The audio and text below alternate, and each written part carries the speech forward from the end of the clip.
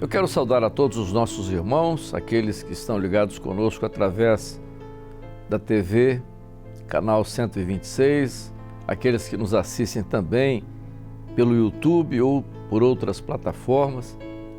A todos a paz do Senhor. Nós vamos dar continuidade aos nossos temas aqui em Momentos da Doutrina, logo depois da vinheta.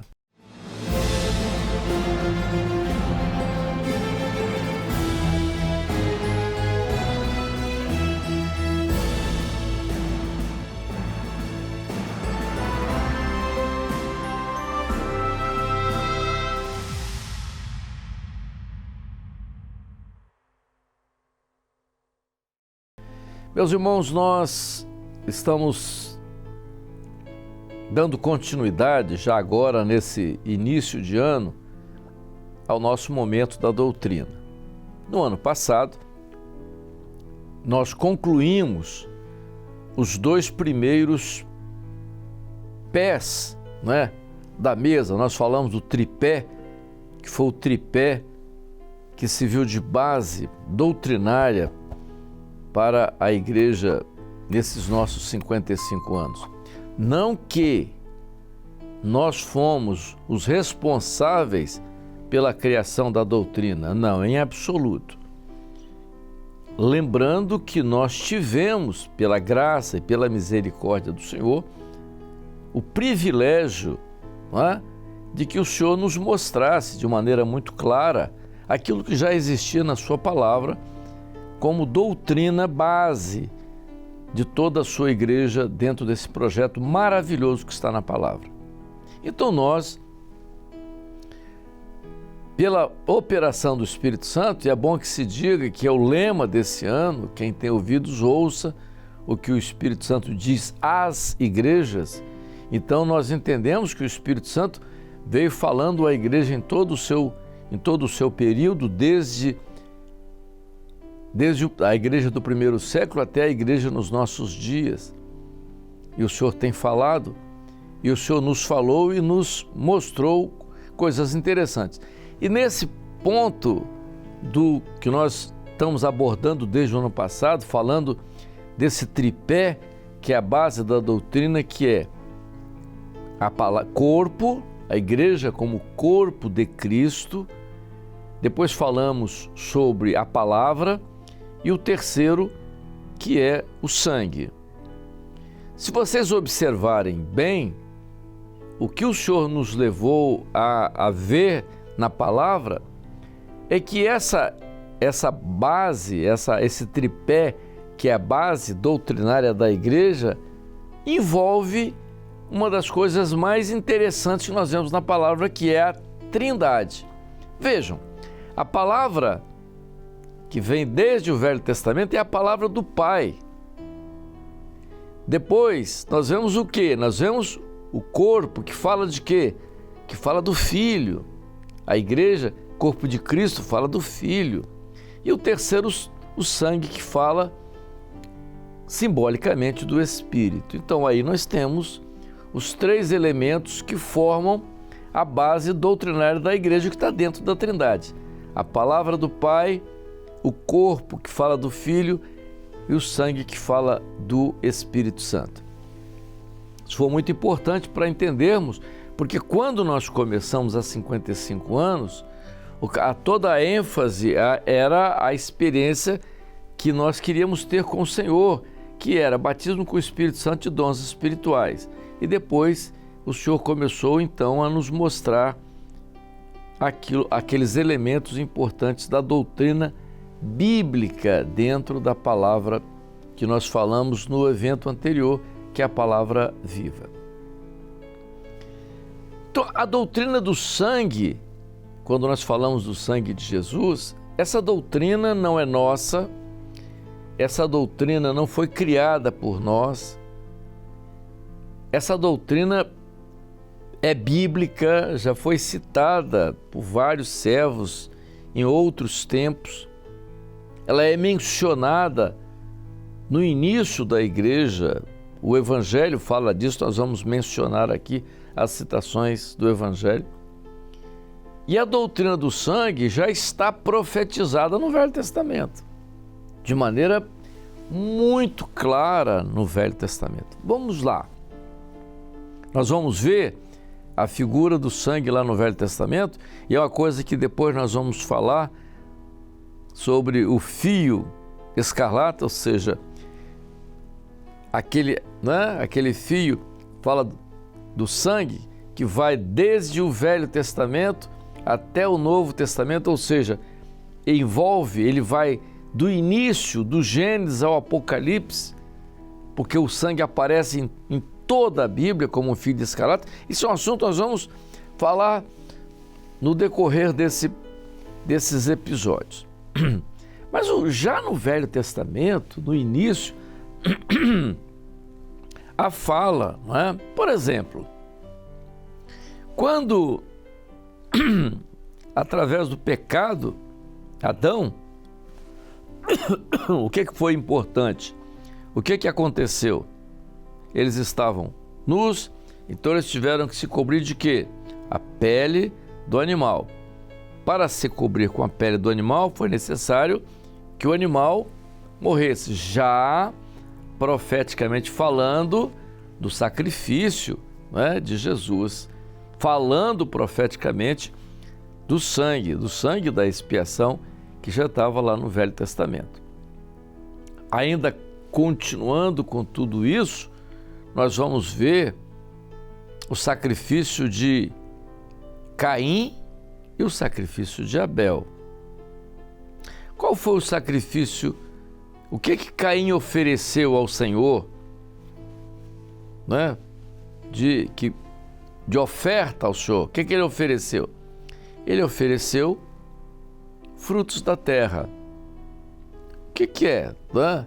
É da sua agricultura, da sua horta, das suas frutas. Ele ofereceu isso ao Senhor. E até uma oferta mais amena, uma oferta mais simpática. O que Abel ofereceu? Abel ofereceu a morte do cordeiro. Então, a morte do animal. Do ponto de vista racional, Abel matou, sacrificou um animal. Caim não, frutos da terra. Então a oferta de Caim parecia muito mais simpática do que a oferta de Abel. Mas o que mostra a palavra é que Deus se agradou da oferta de Abel. Por quê? Porque profeticamente ele já aponta para o sacrifício de Jesus, já aponta para o sangue de Jesus. Então, quando nós falamos sobre o sangue de Jesus, nós não estamos falando de um elemento biológico.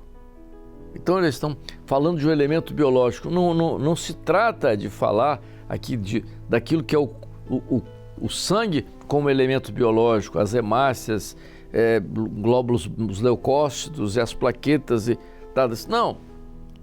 Eles são místicos porque fala de sangue, sangue, sangue. Não. Quando nós falamos do sangue, nós estamos mostrando dentro da palavra qual o significado profético do sangue ali, mostrando aquilo que era profético desde o Velho Testamento, apontando para o sacrifício de Jesus, mostrando, porque desde o Velho Testamento já há a informação dada pelo Senhor que sem derramamento de sangue não há remissão de pecado. Então nós começamos a entender que havia aí um segredo. O que o Senhor queria falar? Como o Senhor queria mostrar a respeito disso? E começamos a ter as nossas experiências a respeito disso. No Velho Testamento, ainda nós vamos ver um outro fator, outro ponto que nos chamou muito a atenção. As coisas que estão na palavra, as colocações na palavra, não estão lá por acaso, não existem por acaso. elas existem por um momento profético, por uma colocação profética. É por isso que nós insistimos nos nossos temas, nos nossos assuntos, nas nossas mensagens, nos nossos estudos, ensinos no Manaim, sobre a ênfase à palavra viva e a palavra da vida. Então, a palavra da vida é tudo aquilo que vem da inspiração, mas a palavra viva é quando o Espírito Santo opera e revela aquilo que está além da letra. E quando nós falamos de sangue, é muito importante que nós observemos aquilo que está além da letra. E se nós observarmos, pegarmos o Velho Testamento e começarmos a observar toda a doutrina do sangue no Velho Testamento, além da letra, nós vamos fazer descobertas incríveis. Há uma ênfase muito grande àquilo que o Senhor fala, porque Ele está mostrando, na verdade, alguma coisa que precisa ser compreendido pela igreja nos dias de hoje. Já na saída de Israel do Egito, e nós sempre falamos que há uma relação muito grande entre a saída de Israel do Egito e o momento da igreja hoje, são momentos proféticos muito parecidos, e é por isso que nós temos que entender a palavra dentro do contexto profético. Nós não entendemos a palavra dentro de um contexto profético de um capítulo, de um versículo. Nós entendemos a palavra como um contexto profético por inteiro. Toda a palavra é um contexto profético. O contexto é em toda a palavra e não num capítulo e um versículo.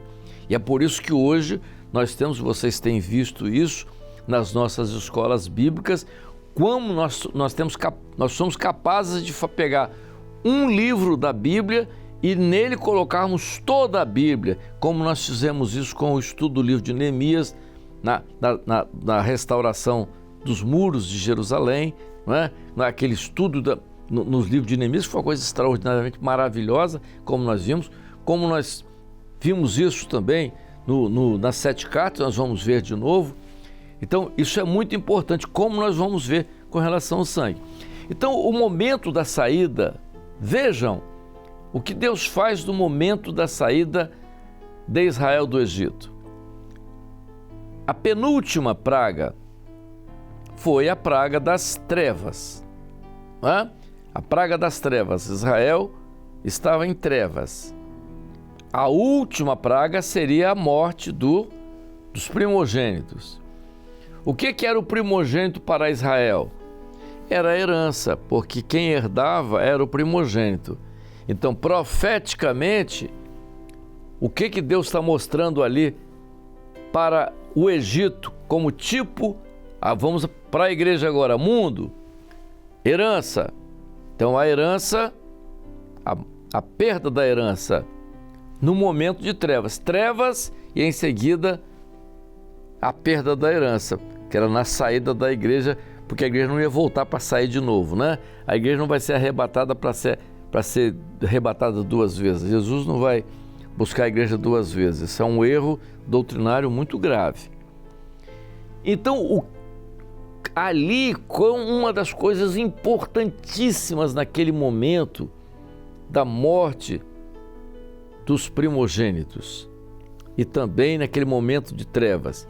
Então, o que acontecia ali? Então vamos lá. Israel tinha luz em suas casas. Israel tinha luz em suas casas.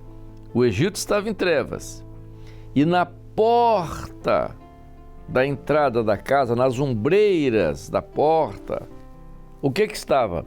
Estava a marca do sangue. O que Deus tinha dito? Que o anjo ia passar, aonde estivesse a marca do sangue, ali não entraria a morte. Ou seja, a herança, que era o primogênito, ia prevalecer. Então, o que era importante naquele momento? O que era o fator mais importante ali? A marca do sangue. Porque a casa que tinha a marca do sangue, dentro da casa estava o cordeiro e havia luz. Vejam que coisa extraordinária, trazendo isso para a igreja nesse momento. O que nós estamos vivendo? Nós estamos vivendo o momento da saída. A saída da igreja. Então, o que nós precisamos nesse momento da saída? Ter a marca do sangue. Por quê? Porque com a marca do sangue, nós temos em nossas casas, primeiro a presença do Cordeiro, está lá. E temos luz, ou seja, o que é a luz? Qual a diferença de luz e trevas? O Egito estava em trevas, Israel tinha luz em suas casas. Vejam, isso foi muito importante, mas por que Deus fez aquilo? Deus queria mostrar alguma coisa ali, já profeticamente, porque o projeto de Deus, ele é completo. A igreja hoje, ela vive um momento semelhante àquele, profeticamente, é o momento da saída, por isso nós estamos pregando hoje sobre o breve. Então, o sangue, a marca do sangue é fundamental, é importante. Isso está em toda a Bíblia. Então, quando nós falamos do sangue hoje, nós estamos falando de quê? Nós estamos falando dos elementos biológicos, porque lá o que estava na ombreira? O que você tinha? Você tinha o sangue, né? Lá na ombreira, né? E na porta, quer dizer, é quase como, né, falando sobre uma cruz, é isso mesmo, já profetizando a respeito do sacrifício de Jesus. Isso é profético. A vantagem de olhar a Bíblia dessa forma é que nós entramos dentro do mistério que está na palavra. Qual o grande problema hoje do cristianismo? O cristianismo perdeu o mistério. Por quê? Porque se afastou da operação do Espírito Santo, da revelação do Espírito Santo, porque o Espírito Santo é que revela o mistério. Então, o segredo da operação do sangue hoje, que é o seu Espírito, é exatamente para revelar esse mistério e para fazer com que nós tenhamos luz em nossas casas. Então vejam uma coisa, a igreja caminha nesse momento e ela sabe o momento que ela está vivendo, porque é o momento da saída. Por que ela sabe que é o momento da saída? Porque ela está vivendo o momento profético que está na palavra. Mas como que ela vê o momento profético que não está na palavra? Pela operação do Espírito Santo. Então, o que é a operação do Espírito Santo? É a figura do sangue. Então, a figura do sangue é a operação do Espírito Santo. Quando há a operação do Espírito Santo, o que acontece? Há luz. O que é luz? Revelação.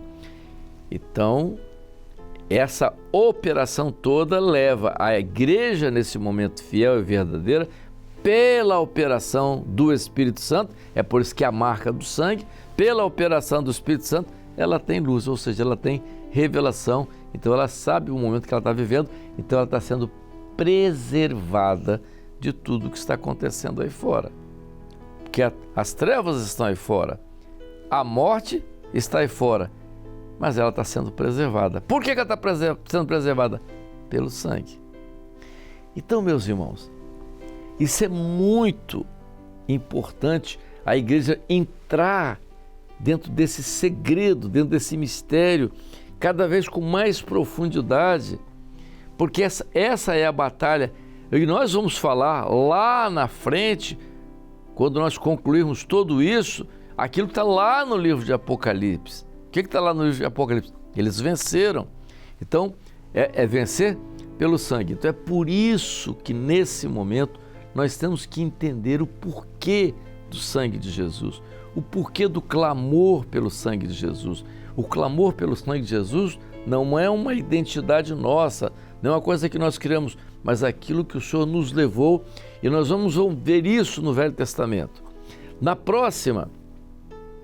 próximo episódio, vamos conversar também, né? Falar alguma coisa só para os irmãos entenderem sobre o fio escarlata, mas nós vamos comentar o que Deus fez na consagração dos sacerdotes. Nós vamos conversar com os irmãos e mostrar aos irmãos, olha o que Deus orientou a Moisés para ensinar a Arão no ato da consagração do sacerdote. O que devia ser feito com o sacerdote? O que Arão tinha que fazer no momento da ordenação do sacerdote? É profundo aquilo ali e é profético aquilo ali. Nós vamos conversar com os irmãos acerca disso, mostrar ali, naquele momento que Deus estava levantando o sacerdote, o que Deus queria dele, como queria. Lembrando aos irmãos, nós vamos falar isso no próximo evento, que o Senhor nos fez sacerdotes. Então, o que Deus ensinou a Arão, a Moisés, para ensinar Arão no momento do levantamento do sacerdote, da ordenação do sacerdote, o que Deus queria na ordenação do sacerdote. Nós vamos ver ali e vamos trazer o aspecto profético para nós hoje, que somos sacerdotes também, através de Jesus, que é o nosso sumo sacerdote. A todos a paz do Senhor, nós vamos continuar na próxima.